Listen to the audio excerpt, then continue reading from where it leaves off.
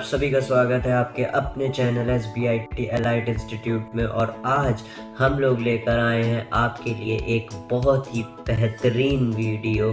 जी हाँ, अगर आप class 10th ICSE board exams की प्रिपरेशन कर रहे हैं तो इस वीडियो को स्किप करने की कोशिश बिल्कुल भी मत कीजिएगा, क्योंकि इस वीडियो में हम आपके लिए लेकर आए हैं ICSE 2025 का मैथ्स का स्पेसिमेन क्वेश्चन पेपर। हम इस स्पेसिमेन पेपर को स्टेप बाय स्टेप हर एक क्वेश्चन को आपको सॉल्व करके दिखाएंगे, उसका सॉल्यूशन बताएंगे, प्लस उससे रिलेटेड अगर और भी कोई चीज़ें होंगी, इंफॉर्मेशन होंगी तो हम आपको वो प्रोवाइड करने वाले हैं। तो हमारे साथ जुड़े रहिए और शुरू करते हैं हम लोग इस पेपर को सॉल्व करना।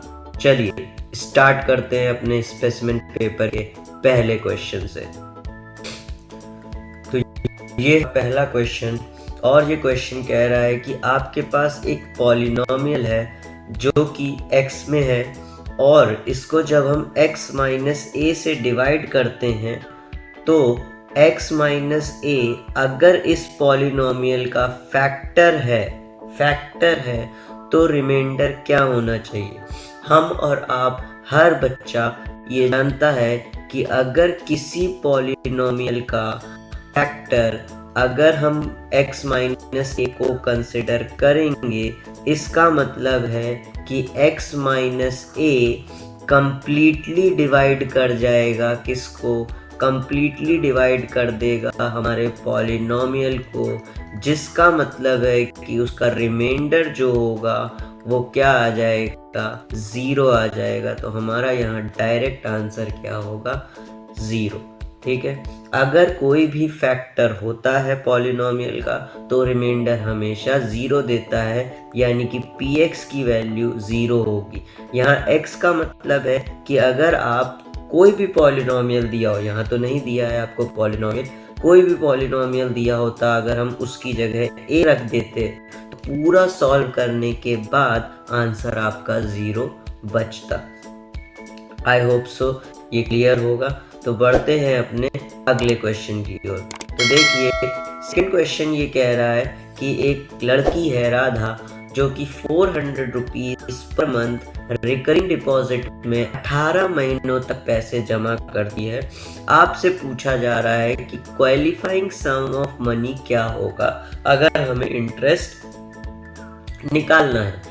देखिए यहाँ आपसे इंटरेस्ट नहीं मांगा जा रहा है, यहाँ आपसे केवल मांगा जा रहा है कि कितना पैसा राधा टोटल जमा कर रही है, जो कि इंटरेस्ट निकालने के लिए कैलकुलेट किया जाएगा। तो जैसा कि आप देख रहे हैं, जो हमारा टोटल अमाउंट होता है, जितना पैसा राधा जमा करेगी, वो किस तरीके से होगा। चलिए देखते हैं, थोड़ा सा एक आइडिया देता हूँ। ये 400 रुपीज़ राधा ने पहले महीने जमा करे होंगे, दूसरे महीने जब ये जाते हैं तो ये 400 पिछले मंथ के भी होते हैं और 400 नए मंथ के भी होते हैं। ठीक है, इस तरीके अगर हम और आगे बढ़ेंगे तो 400 3 बार होगा। ठीक है, फिर अगर और आगे बढ़ेंगे तो 400 4 बार रिपीट हो जाएगा।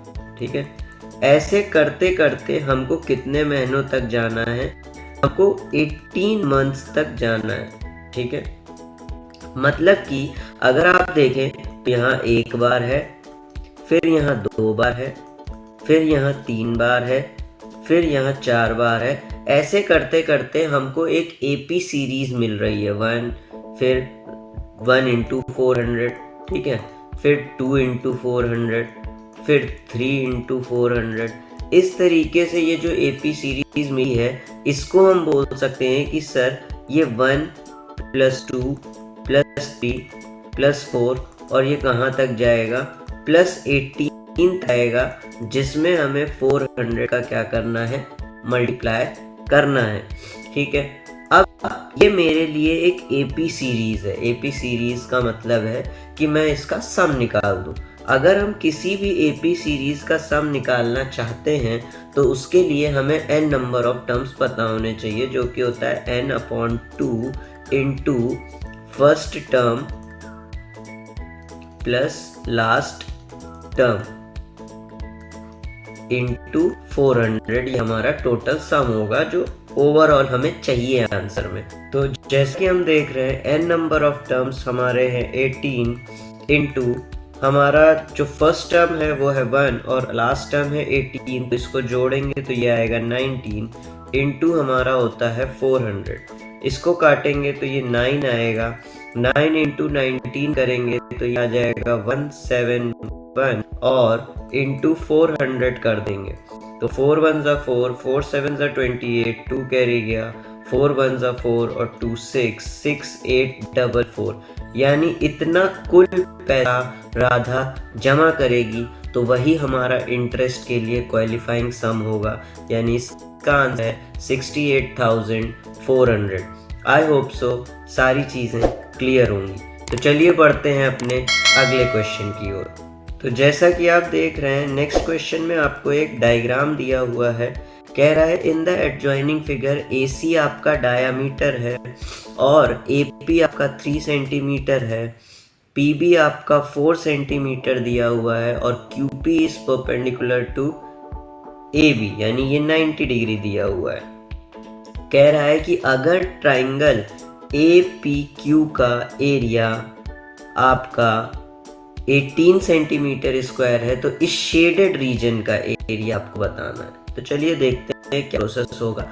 एक्चुअली ये जो आपको डायग्राम दिया है इसमें सिमिलैरिटी का कॉन्सेप्ट लगेगा और आपको ट्राइंगल APQ सिमिलर प्रूव करना है ट्राइंगल ABC के। ठीक है, आइए देखते हैं कैसे होगा। जैसा कि आप देख रहे हैं ये जो AC डायामीटर दी गई है, आपने एक थ्योरम पढ़ा होगा, अगर कोई भी डायामीटर ड्रॉ होती है सर्कल पे और वो अगर किसी सरकमफेरेंस पे पॉइंट पर कोई एंगल बनाती है तो वो एंगल होता है 90 डिग्री, यानी कि एंगल ABC कितना हो गया आपका 90 डिग्री। अब क्योंकि एंगल ABC आपका बराबर हो गया एंगल APQ के और साथ में आप बोल सकते हैं कि एंगल BAC बराबर होगा एंगल PAQ के, क्योंकि दोनों कॉमन एंगल हो गए, ये वाला एंगल दोनों ही ट्राइंगल्स में आ रहा है। देयरफॉर आप ये बोल सकते हैं कि triangle APQ is similar to triangle ABC। जैसे ही आप सिमिलरिटी प्रूव कर देते हैं आपको पता होगा कि area of triangle APQ upon area of triangle ABC is equal to हो जाएगा उसके करस्पॉन्डिंग साइड्स के स्क्वायर्स, रेशियो के स्क्वायर्स का। तो हम लोग बोल सकते हैं AP अपॉन AB का स्क्वायर। अब AP तो आपको 3 दिया है पर AB आपको नहीं दिया है, पर AB आप निकाल सकते हैं 3 और 4 यानी कि 7। तो अब एरिया ऑफ ट्राइंगल APQ आप 18 रखेंगे upon area of triangle ABC is equal to हो जाएगा AP कितना है आपका, AP है 3 यानी कि 9 आ जाएगा और ये 7 है तो ये आ जाएगा 49। ठीक है, इसको आप काटेंगे तो 2 आएगा। तो एरिया ऑफ ट्राइंगल ABC आपका आ जाएगा 49 इंटू 2 यानी कि 98 सेंटीमीटर स्क्वायर। पर आपसे पूरे ट्राइंगल का एरिया नहीं मांगा गया है, आपसे केवल इतने रीजन का एरिया मांगा गया है। तो आप क्या करेंगे, आप एरिया ऑफ क्वाड्रिलेटरल PBCQ बराबर हो जाएगा area of triangle ABC minus area of triangle PAPQ, जो कि आ जाएगा आपका 80 centimetre square. I hope so यहाँ तक का आंसर आपको क्लियर होगा और ये सारे चीज़ें आपको समझ में आ गई होंगी। तो ये था हमारा ये वाला क्वेश्चन, बहुत टिपिकल नहीं था। चलिए बढ़ते हैं अपने अगले क्वेश्चन की ओर। तो देखिए ये है आपका अगला क्वेश्चन। कह रहा है ओ जो है वो एक सेंटर आपका दिया हुआ है सर्कल का, PT एक टेंजेंट दी हुई है और वैल्यू x की बतानी है। आप जानते हैं कि OP एक रेडियस हो जाएगी। अगर OP एक रेडियस है तो एक थ्योरम ये कहती है कि रेडियस और टेंजेंट के बीच में बनने वाला एंगल क्या होता है, 90 डिग्री होता है। ठीक है, अब अगर आप ध्यान दें तो ये एक ट्रायंगल बन रहा है OTP, ये एक ट्रायंगल है आपका। ठीक है, अगर ये एक ट्रायंगल है तो ये जो एंगल TOQ यानी 110 डिग्री, ये एक एक्सटीरियर एंगल है। ठीक है, और आपने एक प्रॉपर्टी पढ़ी है, sum of two opposite interior angles is equal to exterior angle. ठीक है, यानी कि इस वाले ट्रायंगल में ये एंगल और ये एंगल अगर जोड़ देंगे तो 110 के बराबर आएगा, यानी 90 degree plus x is equal to 110 degree हो जाएगा। तो x की वैल्यू आपकी आ जाएगी 20 डिग्री। तो आपका ये आंसर हो जाएगा 20 degree. I hope so clear होगा। चलिए बढ़ते हैं अपने अगले क्वेश्चन की ओर। देखिए इसमें क्या कह रहा है, इस फिगर में आपको PR की लेंथ बतानी है। PR आपका ये है, यानी हाइपोटेन्यूज, क्योंकि ये आपका 90 डिग्री दिया हुआ है। हाइपोटेन्यूज आपसे मांगा गया है, आपको ये 60 डिग्री दिया है, परपेंडिकुलर भी आपको दिया हुआ है, यानी कि बहुत सिंपल सा कॉन्सेप्ट है। sin 60 अप्लाई करिए। sin 60 जो होता है वो होता है P/H, तो H हो जाता है आपका P/sin 60। अब P की वैल्यू आपको दी गई है 9। sin 60 की वैल्यू जो होती है वो आप जानते होंगे क्या होती है, √3/2। तो √3/2 ऊपर आएगा तो ये हो जाएगा आपका 18/√3। अब आप इसको क्या करेंगे, रेशनलाइज करेंगे। रेशनलाइज करने में √3 और √3 ऊपर नीचे मल्टीप्लाई होगा। रेशनलाइज करने के बाद ये आपका आ जाएगा 18√3/3, यानी कि आंसर आ जाएगा 6√3। तो ये रहा आपका आंसर।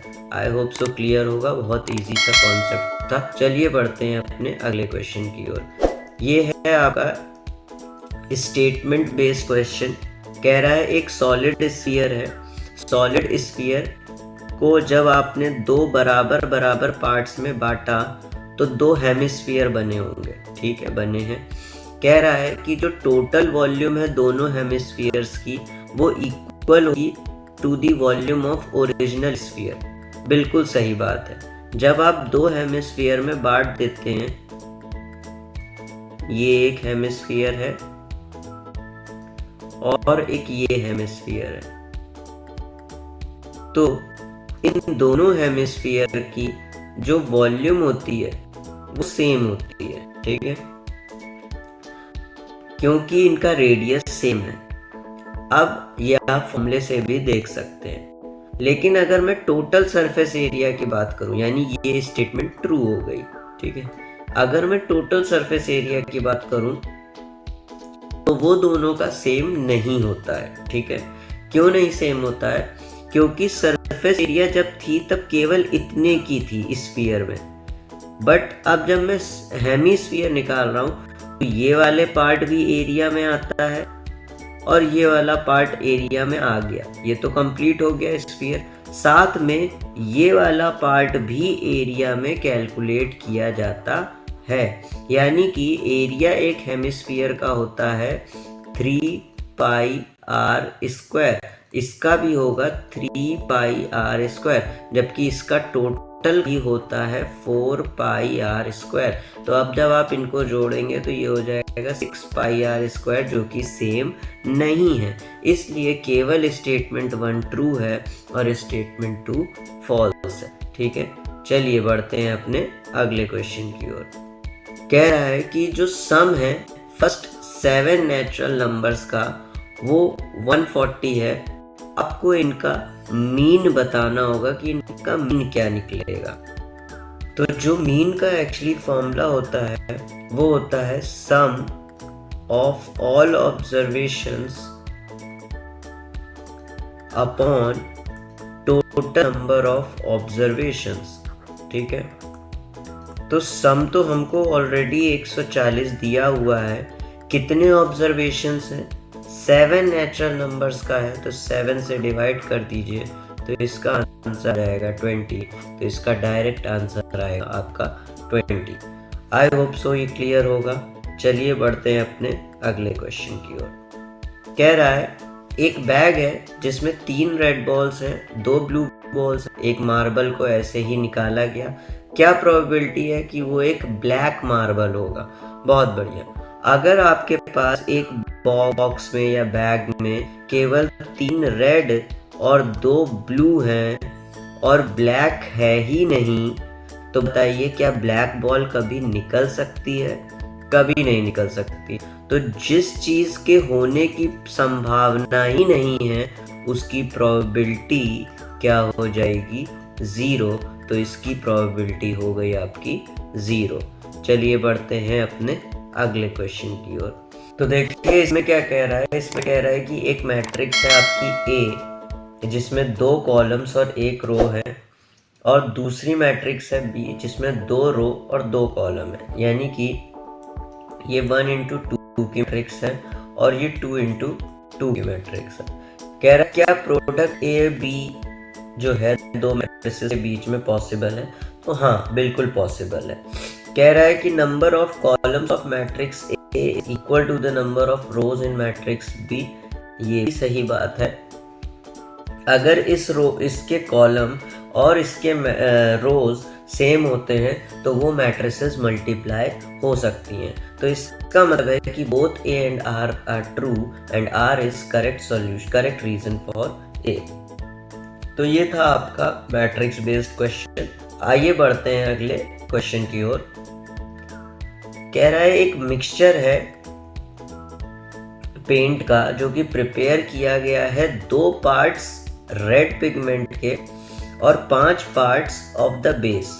इसका सिंपल सा मतलब है कि red pigment upon base, red और बेस का जो रेशियो है वो 2:5 का है। अगर रेड और बेस का रेशियो 2:5 है, यानी कि ये जो टेबल बनी हुई है इसके हर पार्ट में ये रेशियो 2:5 ही रहने वाला है। अब जैसा कि आप देख रहे हैं यहाँ पर पहले पार्ट में ये आपका डबल हो रहा है, तो यहाँ पर भी आपको क्या करना होगा? इसका डबल करना होगा, यानी A की वैल्यू आपकी हो जाएगी 10। अब जैसा कि आप यहाँ देख सकते हैं यहाँ वाले पार्ट में हो रहा है आपका 2.5, या अगर हम इजी वे में देखना चाहते हैं तो यहाँ से यहाँ का पार्ट आप देख सकते हैं ये हो रहा है इंटू 3, तो यहाँ से यहाँ का जो पार्ट जाएगा वो भी इंटू 3 हो जाएगा, तो वो हो जाएगा 15। अब आपको बस एक ऑप्शन चेक करना है कि C किसमें 15 है। जिसमें भी C 15 है वो आपका करेक्ट ऑप्शन हो जाएगा। इस तरीके से हमें सारे सॉल्व करने की ज़रूरत नहीं है। तो चलिए बढ़ते हैं अपने अगले क्वेश्चन की ओर। कह रहा है एक आर्टिकल है जिसको मार्क्ड किया गया था 1200 रुपीज पे, is available at a discount of 20%, उसको फिर 20% डिस्काउंट दिया गया, and the rate of GST is 18%, और फिर 18% का GST चार्ज किया गया। इसने पूछा है अमाउंट ऑफ SGST कितना होगा। सवाल शुरू करने से पहले मैं आपको बस इतनी सी बात बताना चाहता हूँ कि GST जो होती है ये 2 पार्ट्स में बराबर बराबर बढ़ जाती है। एक होती है CGST और एक होती है SGST। ठीक है, इसके साथ साथ एक और चीज आपको बताऊंगा कि जब कभी भी आप GST निकालते हैं वो डिस्काउंट देने के बाद GST कैलकुलेट करी जाती है। यानी कि आपके पास मार्क्ड प्राइस जो दिया गया है वो है 1200 रुपये। इस 1200 में आपको डिस्काउंट परसेंट दिया गया है 20% का। तो सबसे पहले आप डिस्काउंट निकालेंगे जो कि हो जाएगा 20% ऑफ 1200। जब आप इसको कैलकुलेट करेंगे तो ये आ जाएगा आपका 240 रुपये। 240 जब आप घटा देंगे तो आपका जो SP आएगा वो आएगा MP माइनस डिस्काउंट, यानी कि आएगा 960 रुपीज़। अब जो आप GST चार्ज करेंगे वो इस पे चार्ज करेंगे। अगर GST थी 18% तो 9% CGST मिलेगी और 9% SGST मिलेगी। क्योंकि आपको इसको दिखाना नहीं है, आप इसको डायरेक्ट 9% निकाल सकते हैं। 9% क्या निकाल दें आप, 9% निकाल दें 960 का, ठीक है। ये काटेंगे तो आपका आंसर जो आएगा वो आएगा 86.40 रुपीज़, यानी कि हमारा जो SGST है या CGST है, दोनों मिला दोनों कितना है 86.40 है। आई होप सो ये वाला सवाल भी आपको क्लियर होगा। तो चलिए बढ़ते हैं अपने अगले सवाल की ओर। तो अगला सवाल आपसे ये कह रहा है कि कितने सम ऑफ मनी आपको चाहिए होंगे अगर आपको 50 शेयर खरीदने हैं 40 रुपए वाले शेयर जो कि मिल रहे हैं 38.5 में, यानी नंबर ऑफ शेयर्स हैं आपके 50, ये आपकी है फेस वैल्यू और ये है आपकी मार्केट वैल्यू। तो इन्वेस्टमेंट जो होती है वो होती है आपकी market value of 1 share into number of shares, यानी कि 1 MB जो होगी वो होगी 38.50 इंटू नंबर ऑफ शेयर्स हो गए 50। अब मल्टीप्लाई करेंगे तो इसका आंसर आ जाएगा 1925 रुपीज़, यानी कि इतने रुपए आपको क्या करने पड़ेंगे, इन्वेस्ट करने पड़ेंगे। चलिए आइए देखते हैं अगला क्वेश्चन। कह रहा है इसकी रूट्स बता दीजिए, इस क्वाड्रेटिक इक्वेशन की रूट्स क्या है। दो तरीके होते हैं इसके। पहला तरीका, या तो आप इसको x² = 1 लिख लीजिए, फिर आप जब रूट करते हैं, जब स्क्वायर हटाते हैं तो प्लस माइनस √1 होएगा, यानी कि प्लस माइनस का 1 आ जाएगा। बहुत सिंपल सा एक आंसर है। कुछ लोग इस तरीके से भी कर सकते हैं, a + b² का फॉर्मूला दिख रहा है तो एक आपने लिख दिया x + 1 × x - 1 = 0, यानी कि x + 1 भी 0 है और x - 1 भी 0 है, यानी कि x की वैल्यू या तो -1 है या तो x की वैल्यू +1 है। तो इस तरीके से भी आपका +-1 आ जाता है। चलिए आई होप सो ये वाला भी क्लियर होगा। चलिए बढ़ते हैं अपने नेक्स्ट क्वेश्चन की ओर। ये सवाल आपसे कह रहा है कि इनमें से कौन सी इक्वेशन है जो कि रिप्रेजेंट करती है उस लाइन को जो इक्वली इंक्लाइंड है to the axis. To the axis का मतलब क्या है, मान लेते हैं हमारा ये एक y एक्सिस है और ये एक x एक्सिस है, ठीक है, ये x है ये y है। कह रहा है एक ऐसी लाइन ड्रॉ करो जो दोनों से इक्वली इंक्लाइंड हो रही। इक्वली इंक्लाइंड का मतलब है इक्वल एंगल्स फॉर्म कर रही है। मान लीजिए ये कोई एक एंगल है, ये कोई एक लाइन है, ठीक है। अब अगर ये एक लाइन है तो ये तो 90 होता है हमारा। अगर ये इक्वली इंक्लाइंड है तो मतलब ये एंगल और ये एंगल इक्वल होने चाहिए, तो इसका मतलब ये 45 डिग्री हो गया और ये भी 45 डिग्री हो गया, ठीक है। अब इस सवाल से मैं आपको direct C intercept Y intercept तो नहीं बता सकता, C तो नहीं बता सकता, लेकिन हम एक बात जानते हैं कि जो स्लोप होती है वो होती है tan थीटा, यानी कि tan का 45 डिग्री, यानी कि स्लोप हो गई आपकी 1, ठीक है। अच्छा, ये जो सवाल है ये लॉजिक बेस्ड है थोड़ा सा, और इसमें आपको ऑप्शंस क्या करने पड़ेंगे, काटते रहना पड़ेगा। जैसे कि आपने ये एक लाइन देखी जो इक्वली इंक्लाइंड करने को बोल रहा था, तो इससे हमें ये पता कि ये वाला ऑप्शन तो मेरा आंसर नहीं हो सकता, ये वाला ऑप्शन भी मेरा आंसर नहीं हो सकता। अब अच्छा, क्या ये है कि ये है, तो मैंने स्लोप निकाल लिया है 1। आइए देखते हैं कि इन दोनों में से स्लोप किसका आ रहा है, ठीक है। तो जैसा कि आपको दिख रहा होगा सामने सामने कि ये वाली स्लोप 1 है। चलिए मैं दिखा देता हूँ। 2x + 7 आप 3y बोल सकते हैं। तो y = 2/3x प्लस 7/3 होगा। जैसा कि आप जानते हैं कि एक नॉर्मल इक्वेशन होती है y equal to mx plus C, जहाँ x के साथ आने वाला जो वैल्यू होती है वो आपकी स्लोप होती है, ठीक है। तो इसका मतलब है यहाँ पर आपकी स्लोप आ रही है 2/3, जो कि हमारी इस इक्वेशन के लिए गलत है। इसका मतलब है हमारी सेकेंड इक्वेशन क्या है, सही है। और जब आप इसको सॉल्व भी करेंगे तो y equal to x minus 7 आ रही, इसका मतलब है यहाँ पर 1 है, तो स्लोप हमारी 1 हो गई। आई होप सो ये वाली चीज़ भी आपको क्लियर होगी, ठीक है। चलिए बढ़ते हैं अगले क्वेश्चन की ओर। कह रहा है कि x plus 2 is less than equal to x/3 plus 3 और x एक प्राइम नंबर है, तो उसका सॉल्यूशन सेट बताइए, ठीक है। अच्छा, x एक प्राइम नंबर है, उसका सॉल्यूशन सेट मांग रहा है। इससे सीधी सी बात, अगर आप ऑप्शन चेक करेंगे तो ऑप्शन में कोई भी ऐसा नंबर नहीं दे रहा है जिसका एक प्राइम नंबर है, ठीक है। तो मतलब कि मेरे ये तीनों ऑप्शंस बी सी डी जो है वो तीनों गलत है। तो मैं डायरेक्ट आंख बंद करके क्या मार दूंगा, पहला ऑप्शन ही मार दूंगा, क्योंकि ये तीनों ही प्राइम नंबर नहीं है और x केवल एक प्राइम नंबर हो सकता है, इसलिए इसको सॉल्व करने की भी ज़रूरत नहीं होती है। तो ये थे आपके MCQs जो हम लोग ने अभी सॉल्व किए हैं, ठीक है। ये अभी हमारा एक स्पेसिमेन पेपर का एक छोटा सा पार्ट था। इसका अब सेकेंड पार्ट हम लोग देख और सेक्शन बी भी देखेंगे, और सेक्शन बी में मैं आपको सारे सवाल सॉल्व करके दिखाऊंगा A to Z। आपको जो अटेम्प्ट करने हो आप वो कर सकते हैं। इस तरीके से हम अपना स्पेसिमेन पेपर क्या करेंगे, कंप्लीट करेंगे। तो बने रहिए हमारे साथ और देखते रहिए SBIT एलाइट इंस्टीट्यूट के वीडियोस को, जो कि आपकी प्रिपरेशन में बहुत हेल्प करने वाले हैं।